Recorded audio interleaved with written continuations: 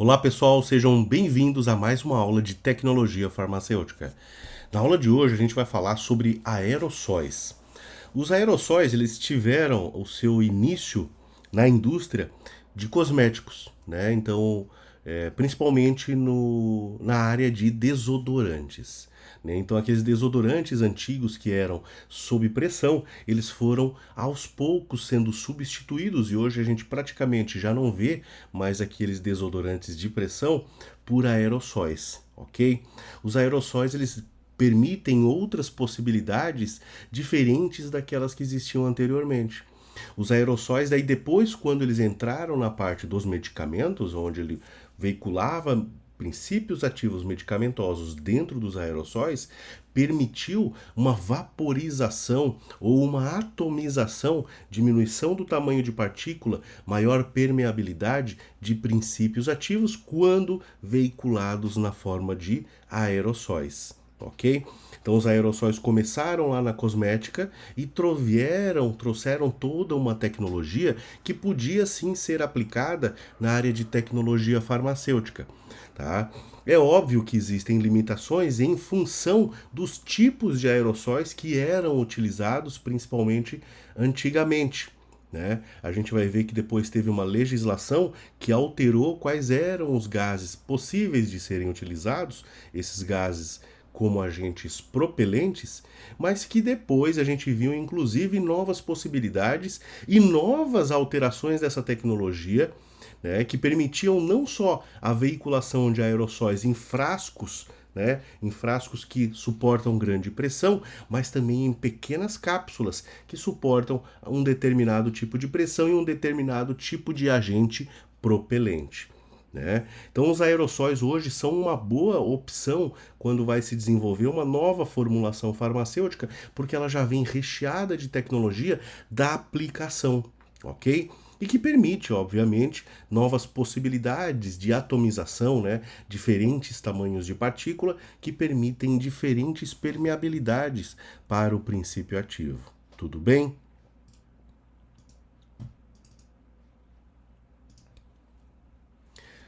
Então, os aerossóis, pessoal, o conceito deles, eles são formas farmacêuticas pressurizadas. Então, são formas farmacêuticas onde existe um mínimo de pressão que ele é superior à pressão ambiente. Inclusive, é o que faz sair, é o que faz ele ter a ação dele, né, a ação da forma farmacêutica. Eu tenho um recipiente com uma grande pressão e essa pressão é superior à pressão atmosférica. E ele tem uma válvula. Quando essa válvula ela é aberta, a pressão tende a sair de dentro para fora, com o objetivo de se igualar. Nessa saída de pressão, ele carrega o medicamento, tá ok? E controlando o tamanho da válvula, o tamanho da canaleta que esse aerossol tem, eu consigo controlar a quantidade de princípio ativo que sai em função do tempo, ok? Então são formas farmacêuticas pressurizadas contendo uma ou mais substâncias ativas. Tá? Então ele pode conter uma ou até mais substâncias ativas, aspergidas de um recipiente como uma névoa. Tá? A gente pode chamar de aerossol. É um processo que a gente chama de atomização, ok? Atomização. Esse processo de atomização pode ser uma atomização mais simples ou uma atomização maior. A atomização significa transformar pequenas partículas de água, de gotas, de líquido, em aerossol, em nebulização.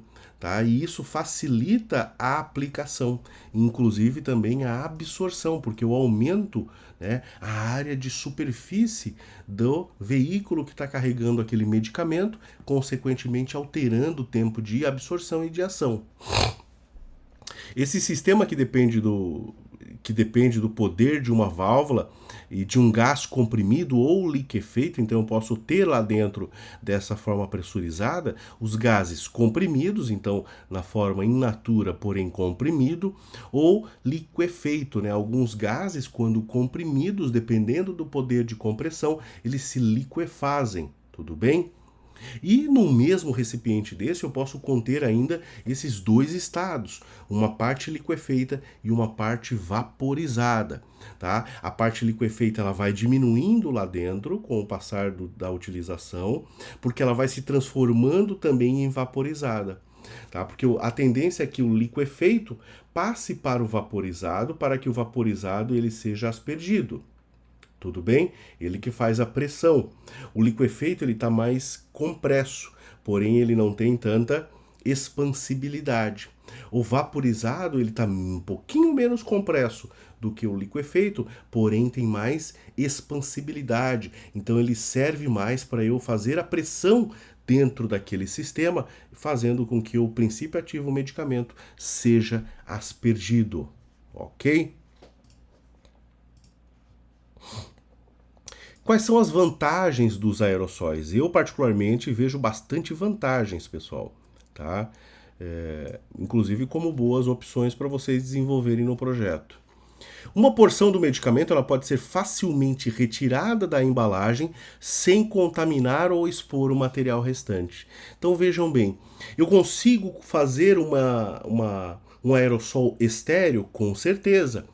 E aí, lembram-se dos estéreis para nós que eram formulações extemporâneas? Exemplo do colírio, onde quando eu abro o colírio, eu faço a aplicação dele, ele já não é mais considerado estéreo, tudo bem? Porque ele já entrou em contato com um meio contaminante externo.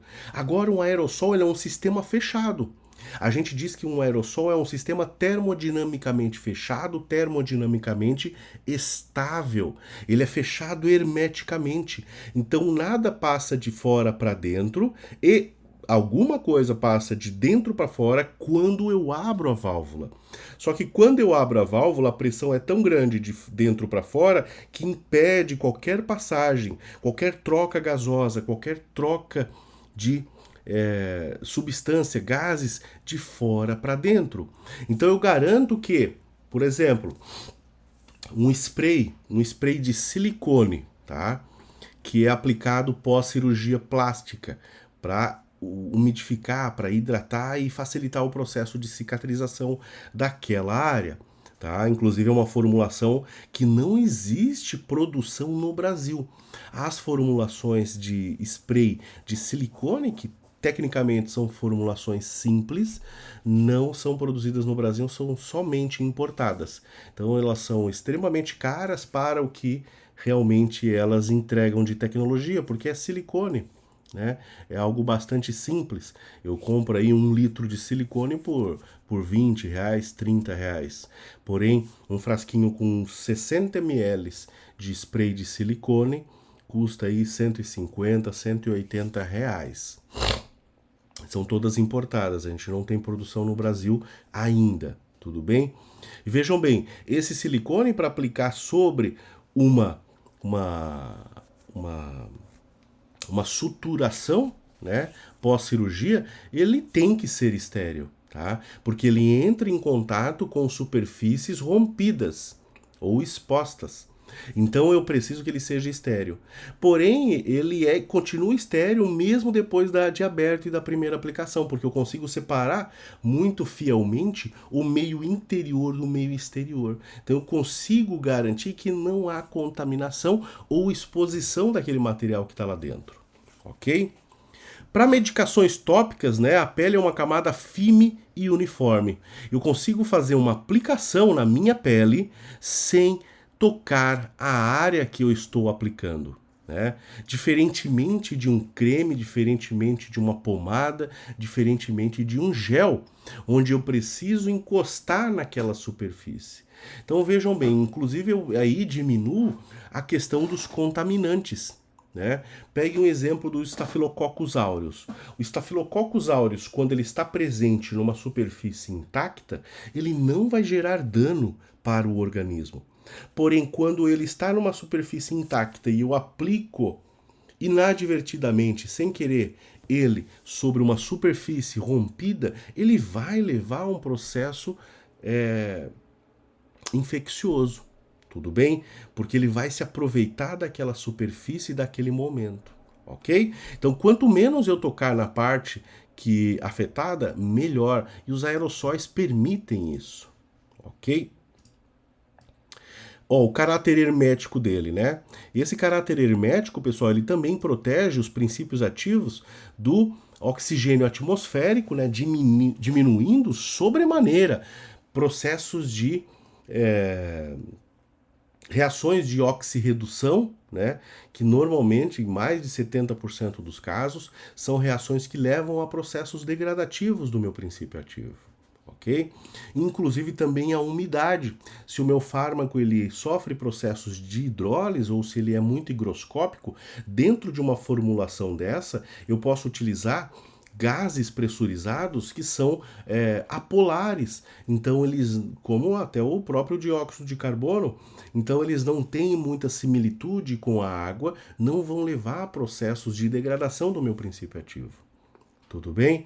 Então, esse caráter hermético, ele me diz respeito, ele implica não somente a manutenção da esterilidade, mas também das características do meu princípio ativo, da minha formulação e a manutenção da sobrevida do prazo de validade desse medicamento. Tudo bem? Ainda, esses frascos, eles são, na sua maioria, opacos, né? Então eles não são afetados pela luz, tudo bem? Tá? Tanto durante o armazenamento, o tempo de prateleira, que é muito importante de um princípio ativo, de um medicamento, quanto também do uso, quando eu vou utilizar ele, né? Então eu não preciso me preocupar com fármacos que são fotolábeis, né, que sofrem rapidamente degradação quando na presença de luz, tá? Tecnicamente, nessa formulação, a única coisa que eu vou me preocupar seria com a termolabilidade, né? Que seria na verdade, a sensibilidade do meu princípio ativo ou da minha formulação ao calor. Tudo bem? Ao calor. Mas ao calor que vem do meio externo, tá? Do meio externo. Então eu não posso pegar um frasco desse e colocar ele em contato direto com o sol. Até porque seria perigoso, né? Porque o sol vai aumentar a temperatura lá dentro, a temperatura vai fazer com que aquele gás liquefeito ele se vaporize, tá? Ele se vaporize, aumentando a pressão lá dentro, e aumentando a pressão, ele vai, em algum momento, a válvula não vai suportar, tá? Até porque eles são feitos não para suportar muita pressão por questões de segurança. Antes de chegar numa pressão onde ele viraria uma granada, ele vai fazer com que a válvula estoure, tá? Porém, já é uma pressão bastante grande, podendo levar a risco o usuário. Se o produto for acondicionado sob condições estéreis, né, estas também poderão ser mantidas durante o armazenamento do produto. Então, se ele for acondicionado sob condições estéreis, o que é ser acondicionado sob condição estéril? Assim, ó, um frasco desse, ele não pode sofrer o processo de esterilização posterior, depois de preenchida a embalagem. Por quê? Se eu vou utilizar radiação gama, ela não vai penetrar na embalagem, que a gente vai ver, na sua grande maioria, de metal. Se ele for utilizar radiação ultravioleta, também não vai entrar. Se ele for utilizar temperatura, seja calor seco ou calor úmido, eu não posso, porque eu tenho um sistema pressurizado. Eu não posso fornecer temperatura para esse sistema, porque ele vai se romper, né? Agora, como que eu faço? Então, eu já tenho que fazer o acondicionamento da formulação estéreo. Então eu pego aquela formulação, né, em lote, faço a esterilização dela por radiação gama normalmente e óxido de etileno, tá? E depois eu faço o acondicionamento no frasco também estéreo. Estéreo por óxido de etileno, por radiação gama ou até por temperatura, porque ele vai estar aberto. Vocês vão ver que eu tenho o frasco, eu preencho ele e depois fecho com a válvula.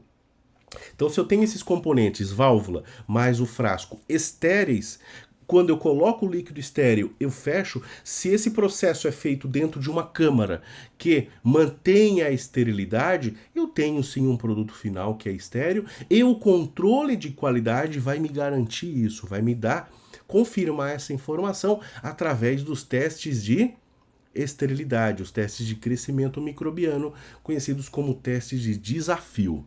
Tudo bem?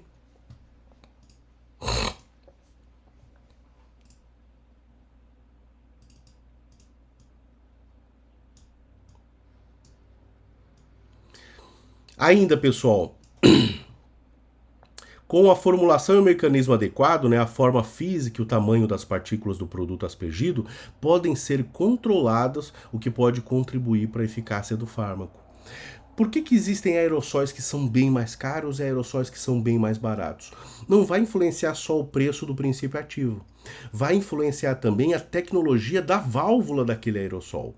Se eu tenho um aerossol que faz a aspersão de partículas mais atomizadas, essa válvula é muito mais cara. O que seria uma atomização de partícula? Vocês têm que pensar que é o seguinte, às vezes eu tenho 100 ml de água. Uma das menores frações desses 100 ml de água que eu consigo pegar é o quê? Uma gota. Tudo bem? Só que uma gota é algo bastante grande ainda. A gente sabe que em torno de 20 a 30 gotas eu tenho mais ou menos 1 ml, né? Dependendo da viscosidade do meu líquido. Então é bastante coisa numa gota, né? Então numa gota eu posso ter 50 microlitros, tá? Então vejam bem, é bastante coisa ainda. Se eu pegar essa gota e dividir ela em várias partes, dividir em 10 partes, eu já tenho uma aspersão. Se eu dividir em 100 partes, eu tenho outra aspersão. Se eu pegar essa gota e dividir em 1000 partes, eu tenho uma super aspersão, né? Ou uma super atomização. É a diminuição do tamanho da gotinha. Uma gota, ela tem uma área de superfície. 1000 pequenas gotas têm mais área de superfície. Logo, a absorção e, consequentemente, a eficácia vai ser influenciada. Tudo bem? Então, olha só, uma fina nebulização controlada de um aerossol para inalação. É isso que o nebulizador faz quando a gente faz uma nebulização, seja com soro fisiológico, né, para hidratar as vias aéreas superiores, seja com soro fisiológico veiculando, né, carregando outros princípios ativos, como o hipatrópio, né, para fazer a dilatação, tudo bem? Ou derivados aí de broncodilatadores, né? Eu sei que hoje, para fazer inalação, se utiliza mais o hipatrópio, né? Outros agentes eles foram, inclusive, tirados do mercado, né? Porque eles causavam muitos problemas de aceleração do batimento cardíaco, tá? Para tentar controlar uma vasodilatação que era reflexa à broncodilatação. Tudo bem? A rápida volatilização do propelente também proporciona um efeito refrescante quando aplicado no ambiente externo, né? Então, quando eu vou aplicar lá, digamos, um próprio desodorante, né? A gente faz toma banho ou vai aplicar durante o dia, aplicar antes da prática de exercícios físicos, atividades físicas, a gente aplica e tem uma ação refrescante por conta do propelente, tá? Que pode ter também uma certa concentração alcoólica, ok? E a dosagem pode ser controlada por dosadores, né? Por dosadores. E ela é controlada por dosadores mesmo, ok? Eu verifico quanto que sai de princípio ativo por segundo de válvula aberta. Então eu tenho uma breve noção, ok? E a utilização de aerossol é um processo simples e rápido, limpo e higiênico. Ele mantém o líquido que não entrou em contato, que não saiu do frasco, de maneira intacta, tá? Comparado com outras formas de aplicação. Imagina uma pomada, uma bisnaga de pomada, onde eu pego a bisnaga, aperto ela, passo o dedo na frente do que saiu, né? E faço a aplicação. Muitas vezes eu faço a aplicação sobre uma ferida, sobre uma afecção, e não foi o suficiente, eu aperto e passo o mesmo dedo de novo. Olha só. Então é óbvio que o aerossol vai ser um meio muito mais higiênico, inclusive garantindo, né, a sobrevida da minha formulação.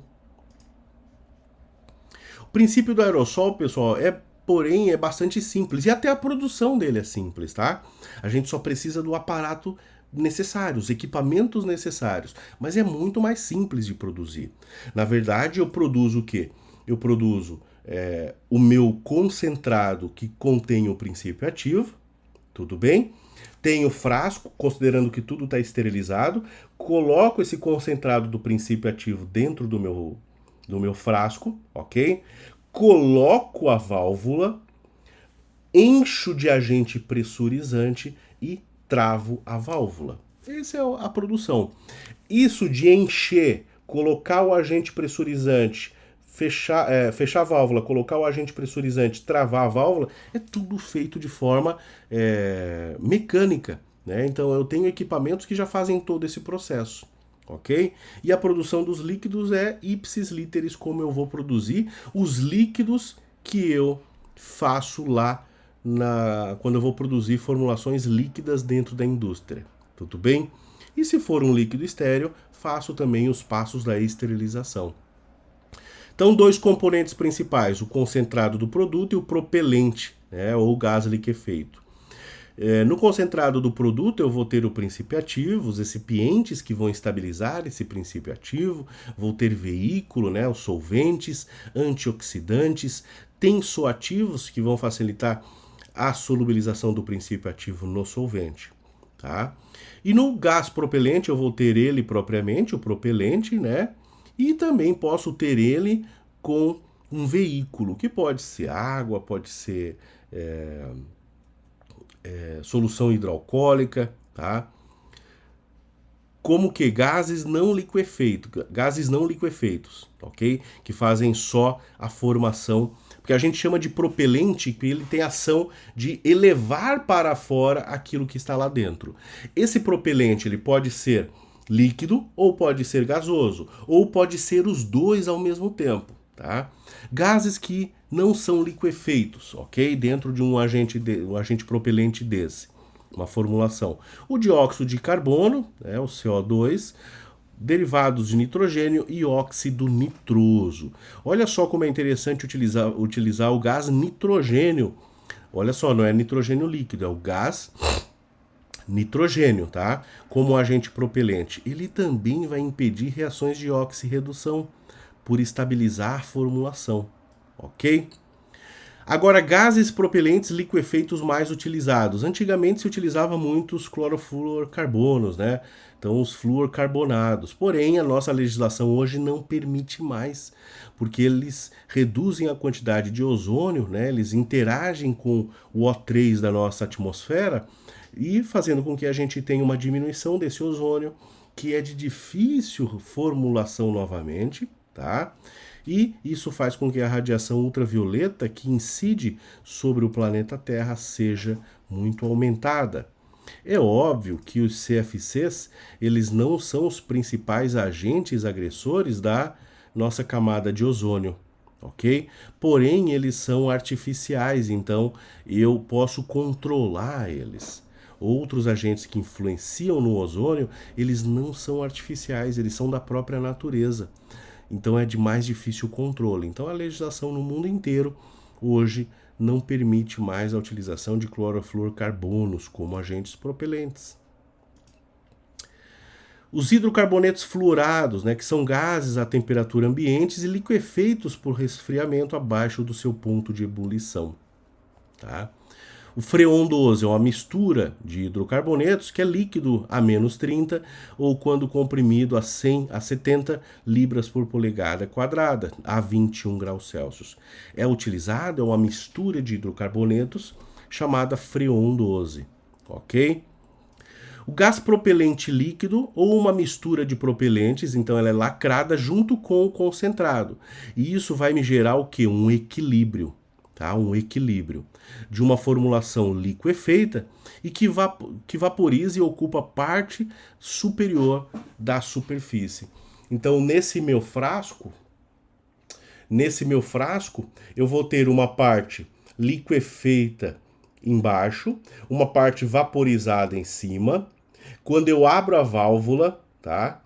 Ele vai tender a se normalizar com a pressão externa do ambiente. Porém, ele não vai sair diretamente por cima o gás, porque eu tenho uma canaleta aqui dentro da minha formulação e o vapor vai empurrar o líquido para dentro dessa canaleta. Por isso que esse líquido ali embaixo ele vai ser predominantemente o meu concentrado com o princípio ativo. Tá? Inclusive por isso que mesmo depois que acaba o volume de um desodorante, a gente ainda não sai mais nada, não atomiza mais nada. Eu ainda consigo pegar e apertar aquele gás, né, que é o agente vaporizador, porém ele já não vai mais ter ação.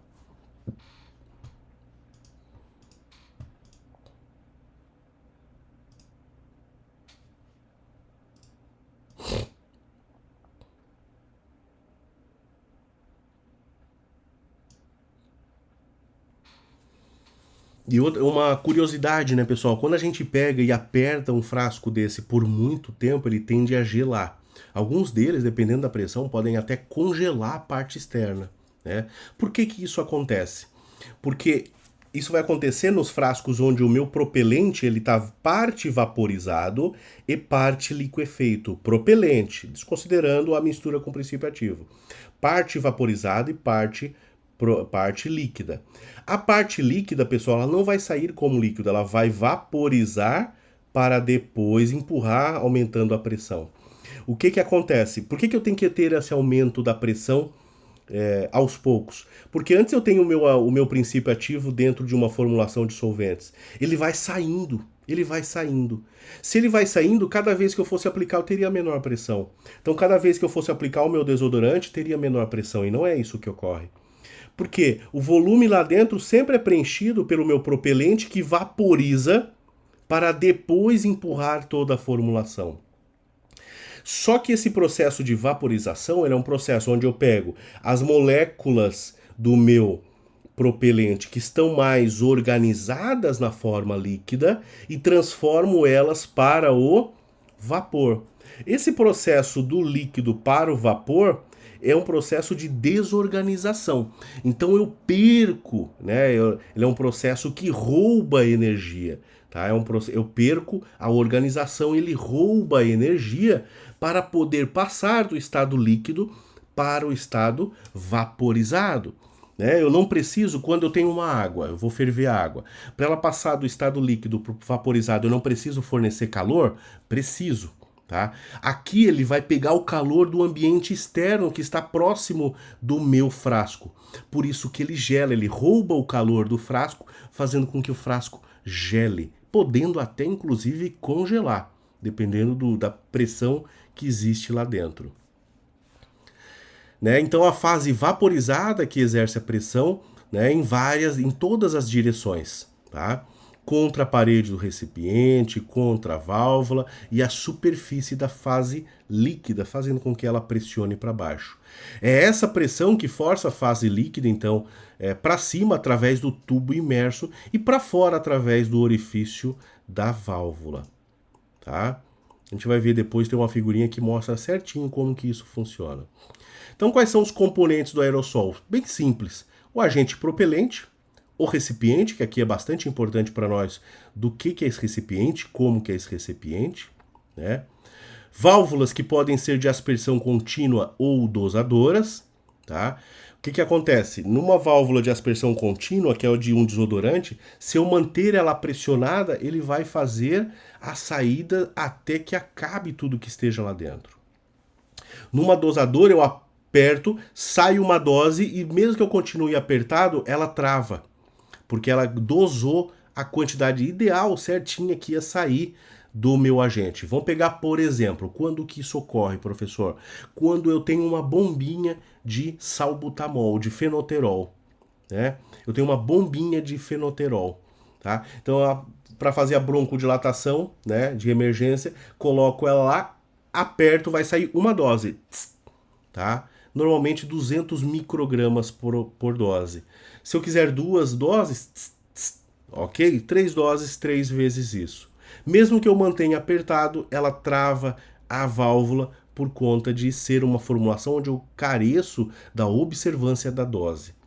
E além disso, mais e não menos importante, obviamente, o concentrado do meu produto que eu produzo como se fosse uma formulação é, líquida, tudo bem?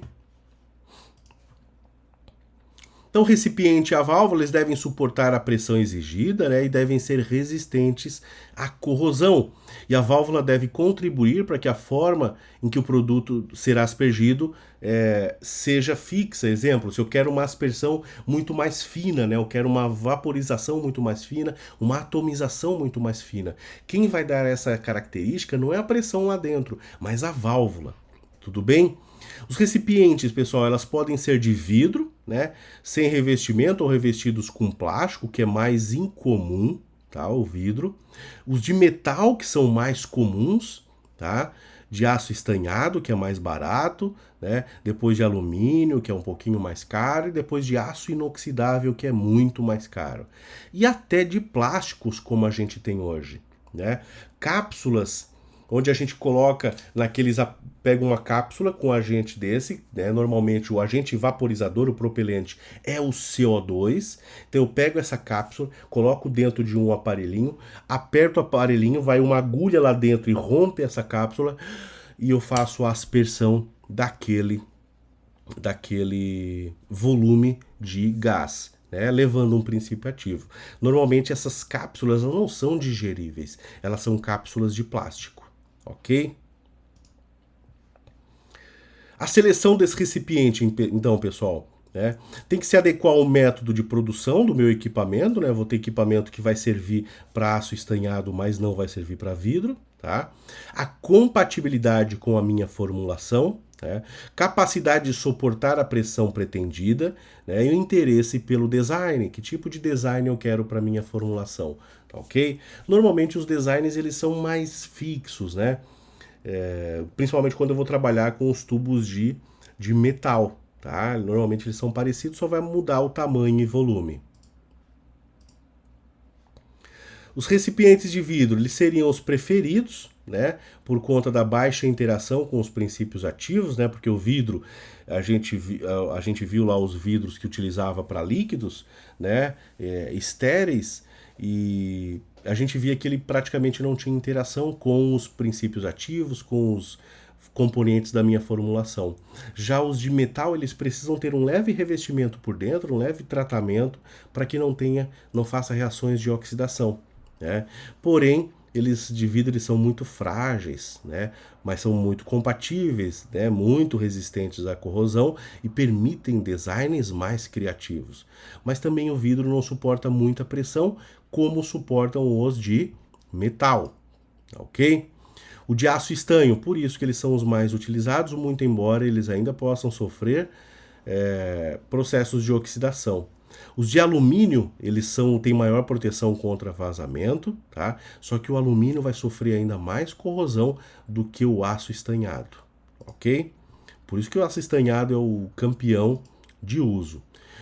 E o de aço inoxidável, que seria o mais próximo do vidro em relação a reações, né, interação entre o recipiente e formulação, porém eles sairiam muito caros, né, por conta do processo que é de produção do aço inoxidável, ok?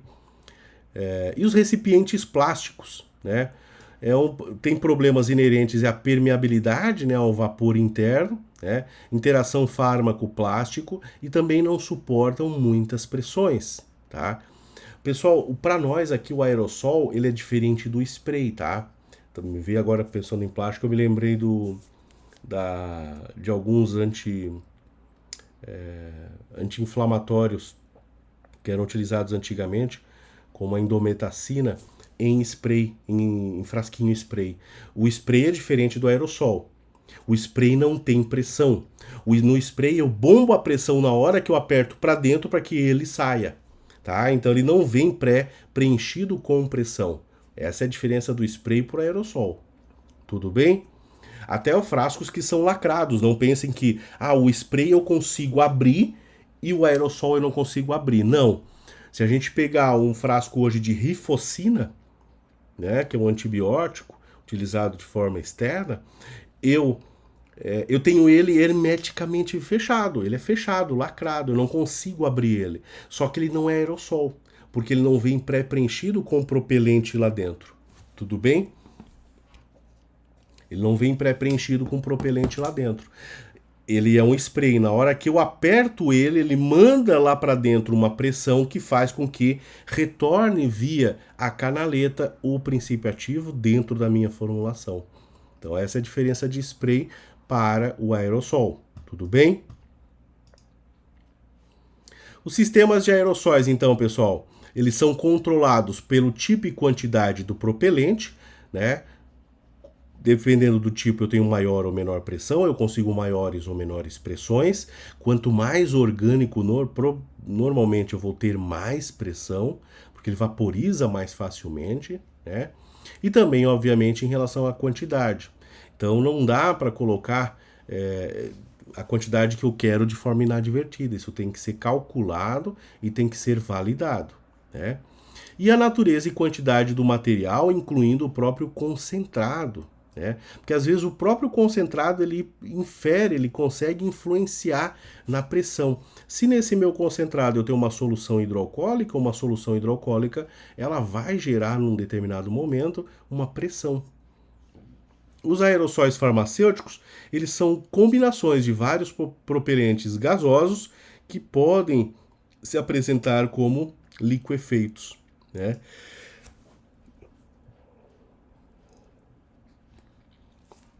Quais propelentes não são utilizados? Né? O tricloro monofluormetano.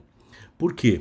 Isso para aerossóis farmacêuticos, tá? Eles são utilizados para aerossóis industriais, outras áreas, porém para farmacêuticos não, porque ele tem muito ácido clorídrico livre que vai interagir com a água do meu solvente para o princípio ativo ou com o álcool que está sendo utilizado como co-solvente para o meu princípio ativo. Tá? Então o tricloro monofluormetano ele é um propelente próprio da indústria, porém ele não é utilizado na indústria de aerossóis farmacêuticos. Tudo bem? Porque o ácido clorídrico livre dele ele vai interagir com álcool ou com que é um consolvente comum para nós ou com a própria água, tá? Podem formar sistemas bifásicos, que são mais comuns. No sistema bifásico, depois que eu termino o meu frasco, balanço ele, não tem nada dentro, porque eu só tenho uma fase de propelente líquido, mais o meu concentrado que vai ser completamente utilizado e a fase de vapor, que vai ser a última a sobrar lá dentro, né? O meu propelente liquefeito ele vai virando vapor, vai aumentando a pressão lá dentro. E sistemas trifásicos, onde eu tenho uma camada de propelente líquido não miscível na água, né? Uma camada de concentrado altamente aquosa, tá? E uma fase de vapor, ok? Nesses daqui, normalmente eles vêm com lá não agitar, porque o que acontece? Quando eu agito, eles não são miscíveis, mas eles se misturam. E daí o que acontece? Eu vou ter partículas de óleo, tá? Do meu propelente, que provavelmente pode ser um derivado de hidrocarboneto, tá? No meu concentrado. Então eu vou colocar para fora também um agente propelente que não é o que eu quero, ok? Então nesses frascos normalmente vem bem avisado lá, não agitar. Muito embora todo aerossol não é preciso agitar, tudo bem? Não é preciso agitar o aerossol, porque eu tenho um concentrado líquido que ele está lá homogeneamente distribuído, ele não é uma suspensão, ele é um líquido homogêneo, tudo bem? Nesses sistemas trifásicos, normalmente vai sobrar água dentro dele, tá ok? Quando finalizar o uso dele. E os sistemas de gás comprimido, onde eu só tenho gás, tá? Não tenho fase líquida. Como exemplo, eu tenho nitrogênio, tá? O próprio nitrogênio. Não é nitrogênio líquido, como eu já falei para vocês, é um nitrogênio gasoso, tá? A vantagem de utilizar ele tem um comportamento inerte, né, e protege frente à oxidação. Ainda, pessoal, eu tenho o dióxido de carbono, o nitrogênio ele é solúvel na água, né? Lembrem-se disso. O dióxido de carbono e o óxido nitroso, né, eles são pouco solúveis na fase aquosa, fase líquida, né? E eles permitem mais facilmente a expulsão do meu concentrado, ok? Porém, o dióxido de carbono facilita e o óxido nitroso facilitam reações de oxidação. Mas eu posso utilizar ele e utilizar um agente antioxidante bem forte, como o butil-hidroxianisol, butil-hidroxitolueno, tudo bem? Normalmente naquelas cápsulazinhas onde eu coloco dentro de um dispositivo que eu aperto e faço aspiração, né? Eu tenho ou o dióxido de carbono ou o nitrogênio como agente propelente somente gasoso, ok? Formulações de aerossóis consistem em dois componentes principais, o concentrado e o propelente, tá? Concentrado e o propelente. O concentrado eu vou lá produzir como eu produzo formas farmacêuticas líquidas, tá? Posso ter um ou mais princípios ativos, tenho solventes, antioxidantes, co-solventes, tensoativos para facilitar a solubilização do princípio ativo no meu solvente, tá? E outros aditivos que são utilizados a depender do princípio ativo que vai ser veiculado. Tá? E o meu agente propelente, que eu vou utilizar um agente propelente ou até mais agentes propelentes conjugados. Normalmente eu vou utilizar um e já vai ter um bom resultado. Após preparar o tipo de concentrado, as etapas são, que eu já falei para vocês, eu encho com o meu concentrado, coloco a válvula, né? Faço uma purga ou cravagem, que é a fixação da minha válvula, tá? Com a retirada do ar que sobra lá dentro, porque o que acontece? Sobrou ar, não pode sobrar ar atmosférico lá dentro, tá? Então eu coloquei o meu líquido lá dentro, sobrou ar, coloquei a válvula, aquele ar lá é ar atmosférico, tem oxigênio, vai fazer interação com o princípio ativo, oxidando ele. Então eu faço uma purga, que é a retirada desse ar lá de dentro. Até porque se esse ar continuar lá dentro, quando eu tenho que considerar a presença dele para colocar o meu agente propelente, porque eu tenho que saber qual é a pressão em polegadas lá dentro, né? A pressão PSI lá dentro. Se eu deixar esse ar, a pressão vai aumentar, tá? Daí eu tenho que recalcular a quantidade de propelente que eu vou colocar lá dentro. Mas eu tiro ele justamente porque ele interage, ele é um gás hiperativo, né? O que acontece? Então eu tiro ele por pulga, encho do meu pressurizado e depois eu faço um teste de estanquicidade, que é saber se alguma coisa está entrando ou principalmente alguma coisa está saindo, né? Pode ser até mergulhando ela em água. Mergulho a embalagem em água e verifico a saída de gases lá de dentro. Então ele é bem simples e ele é todo feito por... ele é todo automatizado, né, pessoal? Então, tipos de gases que existem ainda hoje, né, pessoal? Os de hidrocarboneto halogenado, eles já estão em desuso, praticamente não se usa mais, tá? Alguns países que não aderiram aí à questão daqueles acordos, né, para o meio ambiente ainda podem utilizar, né, os derivados de hidrocarboneto halogenado, né, halogenado aqui com flúor, com cloro, em formulações de hidrocarboneto. E os hidrocarbonetos puros, como butano, isobutano, propano, tá? Que são utilizados quando em misturas. Raramente a gente vai ver eles sozinhos para formulações farmacêuticas. Mas para uso externo, normalmente a gente pode ter ali um propano, principalmente. Por isso que boa parte Por isso que a gente vê muito o pessoal fazendo, né, acendendo o isqueiro e um desodorante desse, né, em aerossol, pegando fogo, por conta do agente propelente, tá ok? E não façam isso em casa, tá? Não, a disciplina de tecnologia farmacêutica não apoia nenhuma dessas medidas de testes com aerossóis e isqueiros, tá? Eles não combinam, ok? Então a gente desestimula essa brincadeira. E o gás comprimido, né, pessoal? O gás comprimido que para nós é excelente, porque eles podem ser colocados também pela via aérea, né? O dióxido de carbono, o óxido nitroso, né? O nitrogênio, todos eles são gases comprimidos que não vão influenciar tanto quanto os hidrocarbonetos, né? Que são gases combustíveis, como butano, isobutano e propano, pela via respiratória. Vejam bem, pessoal, os aerossóis para nós hoje, eles são também utilizados pela via aérea, né? Tem que pensar nisso. É um bom meio de aplicação de medicamentos pela via pulmonar, através da aspersão dessas partículas que são atomizadas. Tudo bem? Só que para isso eu vou utilizar não gases líquidos, mas gases comprimidos. Então aqui tem como tem aqui uma formulação, né? Uma parte de cima, onde eu tenho aqui a válvula. Olha só, o gás do agente propelente fica aqui em cima, tá aqui em rosa, né? E a parte do propelente líquido mais a minha formulação fica aqui embaixo. O que acontece? Normalmente, aqui parece como uma mistura única, só que ela não é, né? O que acontece? Normalmente o meu fármaco ele está presente num líquido mais polar, né? Posso ter ali co-solventes, posso ter tensoativos, né? Co-solvente como o álcool, só que ele vai ficar aqui embaixo, mais polar, porque ele é mais pesado. Porque o meu agente propelente, se ele for, digamos, um gás aqui, vamos pegar o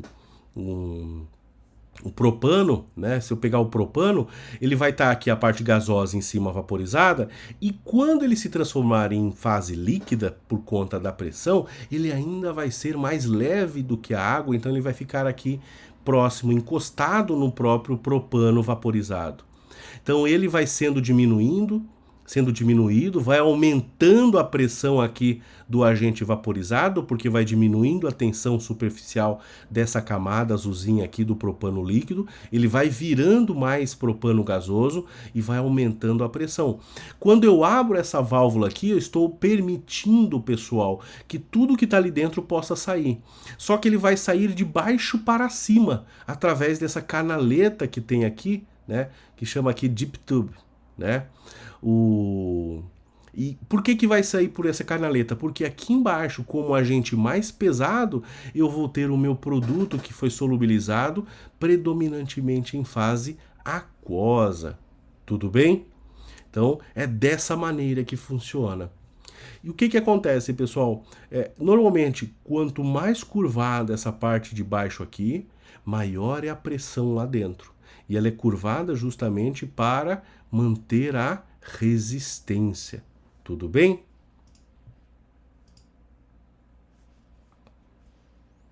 Aqui está um outro exemplo, né, de um frasco desse. Aqui, inclusive, está ele sobre uma balança, tá? Sobre uma balança, porque a gente pesa, né, as doses que vão estar lá dentro. Né? Então eu digo lá, isso aqui quando vai fazer a validação, né? Eu estou validando um método, estou vendo quantas doses cabem lá dentro. E normalmente fala em doses, né? Quando a gente compra um frasquinho desse de aspersão, ele fala lá 200 doses por frasco.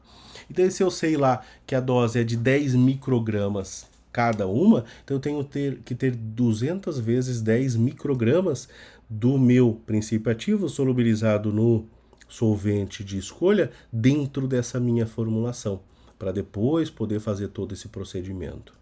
Tudo bem? Pessoal, então essa foi a nossa aula de hoje. Qualquer dúvida, coloque nos comentários aqui do YouTube, ok? E também podem colocar lá no nosso grupo do Telegram, ok? Mandem as suas dúvidas, não deixem para a última hora. Estamos chegando na nossa reta final, né? Hoje é dia 9 daqui 7 dias dá 16, daqui a 2 semanas vocês têm que entregar o projeto da prática de vocês, tudo bem? Dúvidas no projeto da prática, mandem lá no grupo do Telegram, ou mandem mensagem particular no Telegram, ou mandem e-mail, como pessoas já me mandaram, tá? Que na primeira vista, eu vendo essa mensagem, esse e-mail, eu já respondo, tudo bem? E como como rastreador da nossa chamada da aula de hoje, coloque nos comentários aqui do YouTube medicamentos ou cosméticos que são veiculados na forma de aerossóis. Tudo bem? Então por hoje era só, pessoal. Um grande abraço e até a nossa próxima aula.